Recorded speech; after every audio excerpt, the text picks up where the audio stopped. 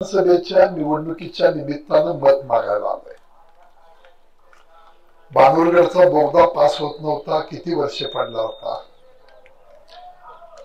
तो बोगद्यातलं पाणी आणून पहिल्यांदा तुमच्या दुधेमावी तलाव्यात पाणी आणलं, नंतर पाईपलाईन झाल्या, मग नंतर सगळं पूर्ण करत नेलो। पण या गोष्टीला 4-5 वर्षे झाली की तुमच्या तलाव्यात पाणी आपण सातत्यानं सोडतोय।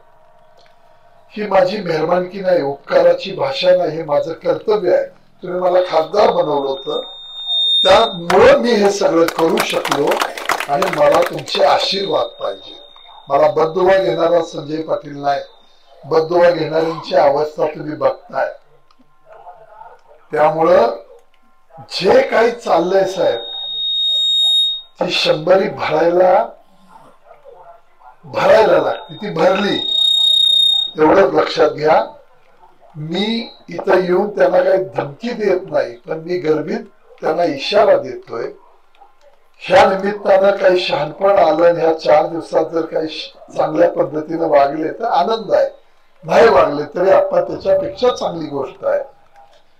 दुसरी बाजू अशी की पाणी आणताना आज तुमच्या गावामध्ये अनाउन्सिंग करून काही गाड्या फिरतायत।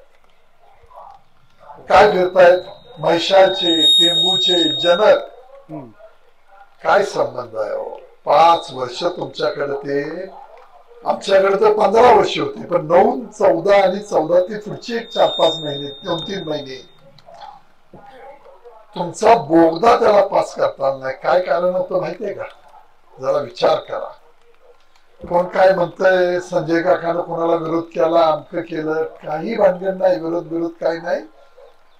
पण तुम्हाला आज सांगतो, ही 29 गाव आहेत ना टेंबूची, ही तुमच्या समाजाची जास्त संख्या असणारी गाव आहेत। आणि माझ्यासारख्या माणसाला काही मी सल्ले दिले होते की तुम्ही त्या भानगडीत पडू नका, पण मी परमेश्वराला घाबरणारा माणूस आहे। मला पाप पुण्य, नीती अनीती ह्या गोष्टीचं भान आहे।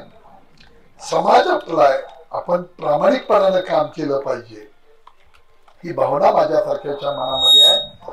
मी तुम्हाला एवढाच विश्वास देतो की हे करताना आज तुमच्या सगळ्या गावोगावामध्ये 29 गावामध्ये हे टेंबूचं पाणी पोचवलंय, पाणी दिलंय। मागचा भीषण दुष्काळ बघा, मागचा भीषण दुष्काळ बघा, मला त्याच्यासाठी फार मोठी किंमत मोजावी लागली। पण तुम्हाला पाणी देताना मी त्या पालकमंत्र्यांना कोयना धरण तुमच्या 7-12वर नोंदलेलं नाही, हे मला भाषा वापरून पाणी आणावं लागलं, तेव्हा आपल्याला हे पाणी आलं। मला खासदारकी गेली, कसलीही काळजी नाही, मला तुमचे आशीर्वाद मिळत आहेत। मी ते काम करणारा मनुष्य आहे। आज पुन्हा सांगतो की कुठला जात धर्म पंथ मी माझ्या आयुष्यात कधी बघत नाही, कुठल्या आयुष्यात बघितला नाही, बघत नाही। माझी तुम्हाला विनंती आहे की जो आपल्या हक्काचा आहे, जो आपल्यासाठी येतो, नॅशनल हायवे कुठनं आणले, किती हायवे आणले, परत मला नीट घ्या, राहू दे, नीट ठेवा, नीट ठेवा, जरा नीट ठेवा, नीट घ्या, जाऊ दे, परत डिझेल तिकडे आत ठेव, नंतर देऊया आपण बाबा। तेव्हा ह्या सगळे नॅशनल हायवे आणले, ह्या योजना कुणी पूर्ण केल्या? मी दिल्लीतनं पैसे केंद्र सरकारकडनं आणले आणि ह्या टेंबू पूर्ण केले।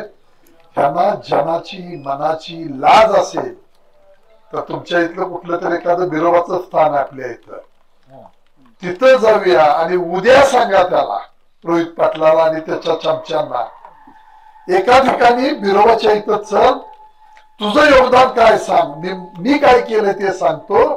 ह्या टेंबूला कुठनं पैसे आणले, काय केलं, कसं पाणी आणतोय, कसे पंप चालवले, कसं तुम्हाला टंचाईमध्ये घातलं, ते करताना मी योजना कशी बसवली, हे एकदा बिरोबाच्या पुढंच होऊ दे।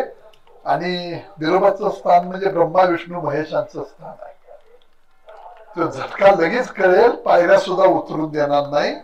तेव्हा लय लोकांना लबाडन थोबाड्या बोलून खोटं बोलण्यापेक्षा तिथंच जाऊया आणि एकदा लोकांना सांगूया की हे कोणी केलंय, किती खोटं बोलतात, काय करतात, काय शो चाललेला आहे, चांगलं नाही। परमेश्वर बघतोय, पण आजची उद्याची ही निवडणूक महत्वाची आहे, तुम्ही जागरूक राहावा। तुम्हाला आज शब्द देतो, तुम्हाला कसलाही त्रास झाला तर तो संजय पाटलाला होईल, तुम्हाला त्रास होणार नाही एवढा विश्वास देतो. आणि आपण चांगल्या पद्धतीनं, आप्पा मला आवडलं आणि तुम्ही मला त्या दिवशी सांगितलं की आम्ही वाढून बिडून काही खोटं बोलत बसणार नाही, पण तुम्हाला कमी पडू देणार नाही. नाही तर माणसं आली की काही वेळा काय म्हणते 7% आहे, 65% आहे, तसलं काही नाही.